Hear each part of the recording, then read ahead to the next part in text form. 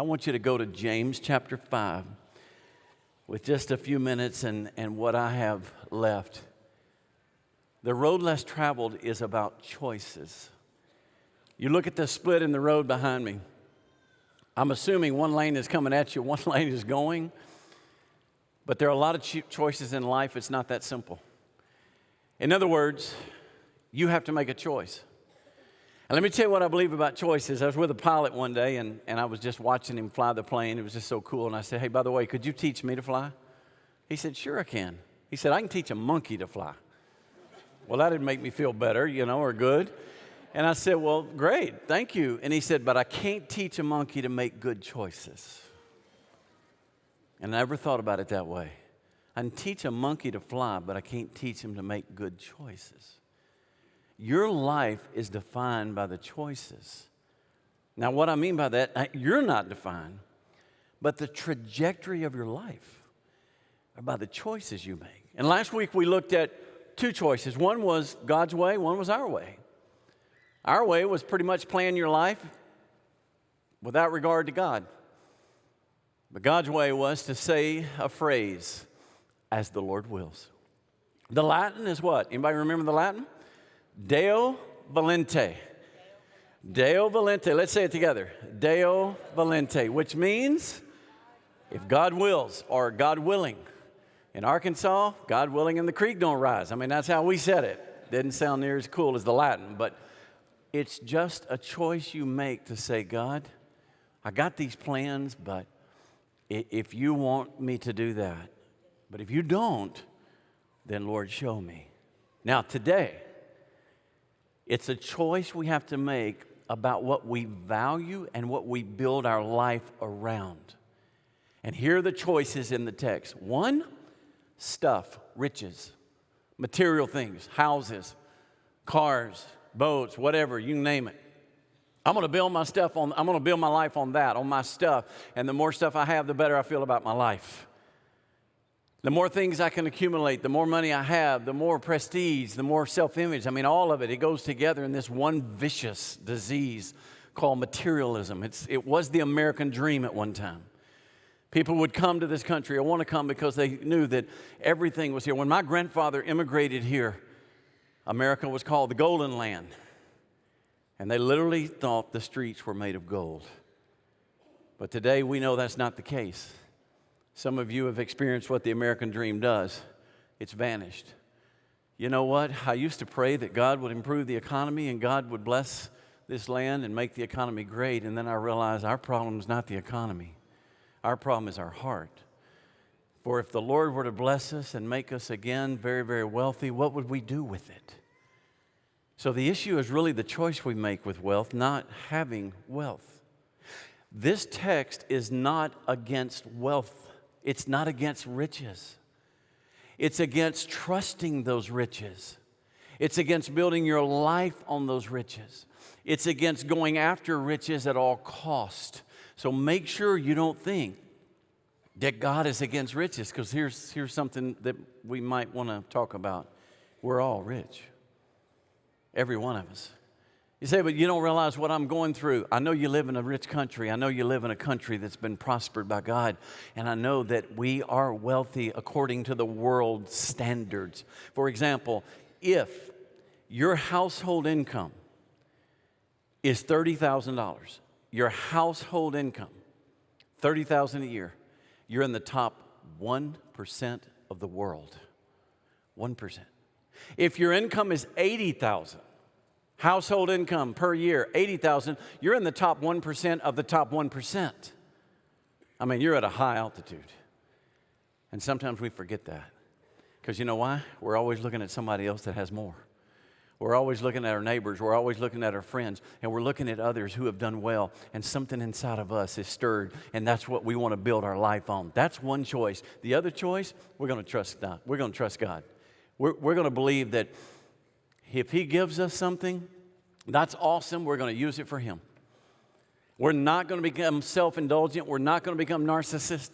We are going to do everything we can to honor him with everything he gives us, because at the end of the day, Jesus is coming and it'll be worth it all. Amen. When he comes, I will say, you know what, Lord, I did it all for you. I didn't chase the dream. I wanted to honor you. Those are the choices. And let me tell you, the first one is the road most traveled. Start in verse 1, chapter 5. Come now, you rich, weep and howl for the miseries that are coming on you. Your riches have rotted, your garments are moth-eaten, your gold and silver have corroded, and their corrosion will be evidence against you and will eat at your flesh like fire. You've laid up treasure in the last days. Behold, the wages of the laborers who mowed your fields, which you kept back by fraud, are crying out against you. The cries of the harvesters have reached the ears of the Lord of hosts. Underline that, Lord of hosts. It's a very interesting title for God.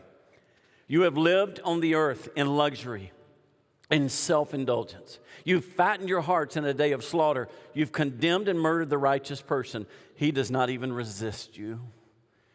It's kind of hard to ask God to bless that. It's more like, God, have mercy on us. Does that describe your life? You say, well, it doesn't sound like I've done that. It may not be as that to that extreme. But think about what he says. Come now. That's James. That's the only place you find that phrase, come now. Rich. Because what happens? Two things. Something happens to your stuff, and something happens to you. What happens to your stuff? It's gone. It's corroding. All the verbs in that section, when he talks about the moth that they're eating your garments, your gold is being corroded. All of that, it's perfect tense verbs in the Greek. What does perfect tense mean? It's already happening. It's already happening. He's saying all these riches that you're holding on to, you're losing them. They're not going to last. Anybody ever had moths get in a closet or get in something that you've had and you had holes and everything in it? It's horrible. I mean, it's terrible. It happens, right? It happens. That's the same way with gold. All that. It's going. And by the way, riches never do last. In fact, the day will come when they're all gone. So, number one, you can't hold on to stuff anyway. Number two, what it does to you, it changes you. What does it do? It eats your flesh like fire. Did you see that at the end of verse 3? It will eat your flesh like fire. What is that? You become more and more driven. And especially if you see your riches struggling, man, you just become more and more driven. So here's what you do. You start to use people and love things instead of loving people and using things. All of a sudden now you become one who is perpetuating injustice. You're not paying the people who do work for you what you should be. Why? Because you're trying to cut corners so you can get a little more money. Because after all, that's where your trust is. That's where your hope is. So he said they would actually withhold money from those mowing. I mean, think about somebody that does work for you, withholding money from. I'll make it even plainer than that. What about the young lady or young man that serves you lunch at the restaurant? Do you kind of look at that and say, well, I want to tip them, but you know, man, I don't want to tip them much because I'm trying to save as much money as I can. God help us. That's the first place where I see us starting to cut corners. And do you know what servers tell me? You know what day is the worst for servers in Orlando to be tipped? Sundays. Sunday afternoons. I remember the first time I heard that, I'm like, God, please tell me that's not right. When we have the convention in town, Southern Baptist Convention is a network of churches all across the United States. And when we have the annual meeting here, first time was 2010, the next time will be 2020. I remember hearing that story that Baptists were the worst tippers. And I'm not talking about at the bar. They don't hit the bars very well either, and very much. But they were the worst tippers. That grieved me. That broke my heart. You know why? Because we're blessed. So I want you to consider something. The next time you have opportunity to bless somebody, bless them. Because in withholding that from them, somebody that has done something for you, guess what happens? Their cry is heard by the Lord of hosts. Exactly what he says happened. You're not paying them what you should. And so now they have cried out, and the Lord of hosts. That title is some would argue, the most majestic title for God. The most majestic title there is for God. You know what it means? In the King James, it is this. Lord Sabaoth. Lord Sabaoth. How cool does that sound? As a kid, I didn't know what it meant, but I love saying it. Lord Sabaoth. I mean, it sounds like an Avenger, doesn't it? Come on, it's Lord Sabaoth. What is Sabaoth? You know what it is? It's the Lord of hosts. And if you take that word and break it down, it is the commander of the armies of heaven. It is the commander of the armies of heaven. So you're telling me, when I mistreat somebody so I can get ahead, that the commander of the armies of heaven knows about it? Yes. And he will take up their cause. In other words, those people that I think are beneath me or they aren't as important and it doesn't matter and I can treat them any way I choose, guess what? The Lord Sabaoth is coming to deal with me for their sake. I believe God is going to straighten out every injustice one day, don't you? I think He's going to stand against every injustice. And tipping is just a small thing. But think about all the injustice in our world. The way people are treated because of the color of their skin, the way people are treated because of where they grew up, or the way they're treated because of what they have or don't have. I'm telling you, one day, the commander of the armies of heaven is going to show up, and it's going to be over. And those who mistreated, it'll be a whole nother day coming. He says the second thing that happens to you is not only do you start mistreating people, you become self-indulgent. Do you see that verse? You just start, everything you get is for you. Everything you get is for you. Look at verse 5. You have lived on the earth in luxury and in self-indulgence. The word luxury doesn't occur anywhere else in the New Testament. Never used anywhere else. It is a word that means, I wrote it down, disgustingly selfish and extravagantly wasteful. Disgustingly selfish. You see what happens, stuff starts changing you. And all of a sudden, everything is about you. You stop being generous, you stop giving, and you stop all the things that are blessing other people, and it's now all about you, and become the most narcissistic, selfish person you could ever be. And it's ugly. And God will deal with it. The reason He blesses us so we can bless others, the reason He would give us anything, is so we can be a blessing to His kingdom, and we can bless. I'm so proud of what this church has done in not storing up riches for ourselves, but you have let go of riches and said, we want to be a part of something that's investing in the lives of others. That's not self-indulgence. That number, 65 million, when I hear that number, when I read it in the bulletin, I mean, it just hits me. That's $65 million that you are giving so that a church over the next 30 months can do all kinds of ministry and can be a blessing to people you may not even know. That's not self-indulgent. That's not extravagant waste. That is a commitment to be rich toward God and to be a blessing to others because God has been a blessing to you. Can I just tell you again, thank you, church, for being that kind of a church. Can we give the Lord praise for that? That's a blessing. So see, stuff changes as you start getting more and more and you become indulgent. And the last thing is you fatten your heart for the day of slaughter. That's what he said. You have fattened your heart for the day of slaughter. And even murdered the righteous person, and he did not resist you. Now, most commentators don't believe that there was actually murder happening, meaning people were being killed. But it was like, little by little, they were taking away from the righteous, and they were killing them slowly. So think about this. Fattening your heart for the day of slaughter. Anybody ever lived near a feedlot? A feedlot for cattle? Anybody, you ever been by one? You know what I'm talking about, a feedlot?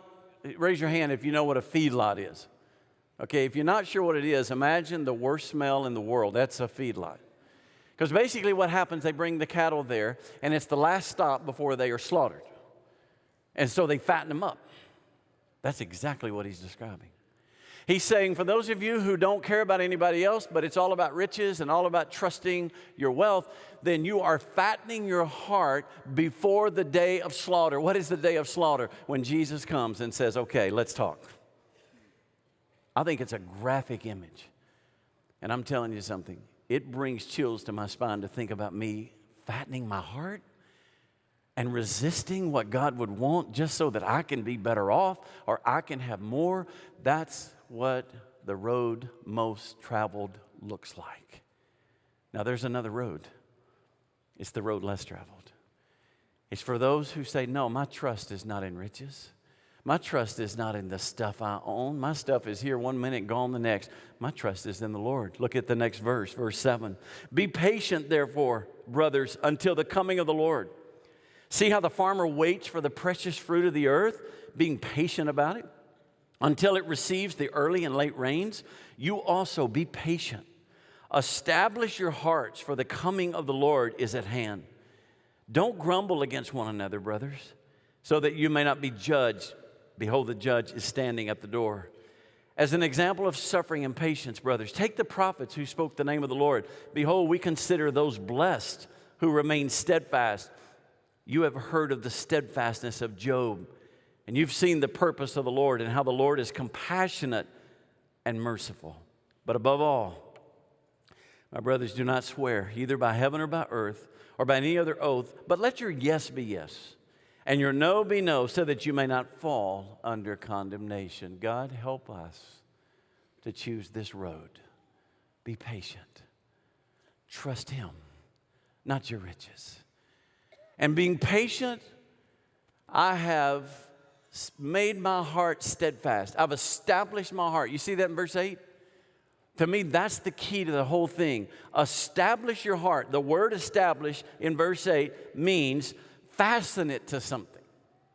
The Greek word literally means to tie the heart to something. So what are we to tie our heart to? What are we to fasten our heart to? Velcro it, glue it. To our riches? No. To the coming of the Lord. You see that? He says to the coming of the Lord. Why is that? Because if you live this life in light of the fact He's coming, it changes everything. You live much differently. And that's the road less traveled. That's a road that very few take. Because when you live knowing that He's coming, then you're careful what you do with everything you have. You're careful the way you live. Because you know at any minute you'll stand before Him and give an account. So be patient, He says. Don't give up on God. Trust Him. If you're in a hard place today, trust Him. If you feel like, the riches, they're not there for sure, and you're barely making it, be patient. Trust Him. Turn it over to Him. Everything in this is saying, look at the prophets, or look at the farmer first. How many of you have ever farmed? Raise your hand. Okay, we got a few. How many have ever grown a garden? Let's start with a garden, just a simple garden. Great. Okay, why would James bring up farmers? One reason. When a farmer sows the seed, after he puts that seed in the ground, it's out of his hands. There's nothing he can do. He's waiting on what? The early rains and the late rains, it says. When are those? Well, October would be the early rains. April would be the late rains. It's totally out of his hands. The farmers that I've known in my life and the people that I've been around, they're incredible people. Incredible. And they can do something that I don't think I can do. My patience, I don't think I could do it. I'd be out there every day staring at the field, looking down. Come on, you got to grow. Or looking up at the heavens. God, what are you doing? Come on, send the rain. But see, a farmer, he learns, just be patient. So what he's saying by that is, hey, sow the seeds. Sow your seeds of righteousness. Trust in the Lord and just let Him do what only the Lord can do. Be patient with Him. And then he uses the prophets. He said the prophets went through all kind of trials, but they were steadfast. And then he uses Job. You remember Job's story? He lost everything. Job lost everything. His wife one day looked at him and said, Job, you ought to just curse God and die. Job didn't curse God, and his wife died. I mean, I don't know how that happened, but she died. He lost everything. You want me to show you what Job said about it? Listen to this. This is unbelievable. This is what Job said. Though He slay me, I will hope in Him. Can we say that together? Though he slay me, I will hope in him. Say it one more time. Though he slay me, I will hope in him. What Job was saying is, I'm not giving up. It doesn't matter what happens to me. I'm hoping in him, not my stuff. So be patient. Put your trust in him. And that last verse, he says, you know the Lord's compassionate. You know he's merciful. You know how much he loves you, and you know he's going to be merciful to you. He's going to take care of you. And then when he changes gears in this text, this is a really kind of interesting thing. Verse 12, but above all, brothers, don't swear by heaven or earth or by any other oath. Let your yes be yes and your no be no. What is that about?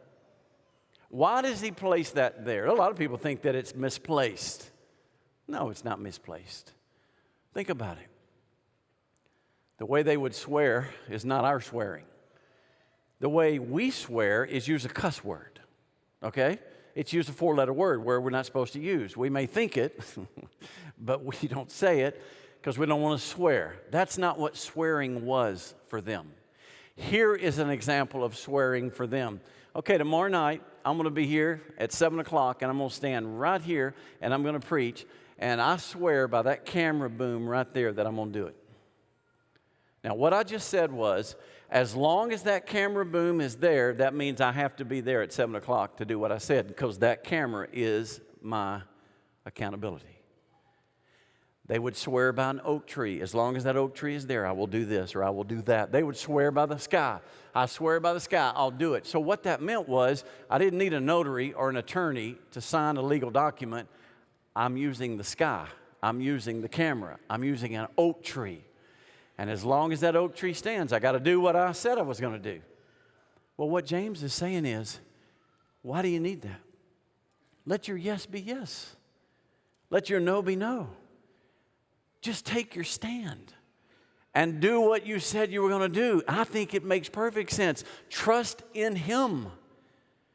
Even if things get bad, don't change your mind midstream. Let your yes be yes, your no be no. And if you have said, I will trust in you, then trust in him.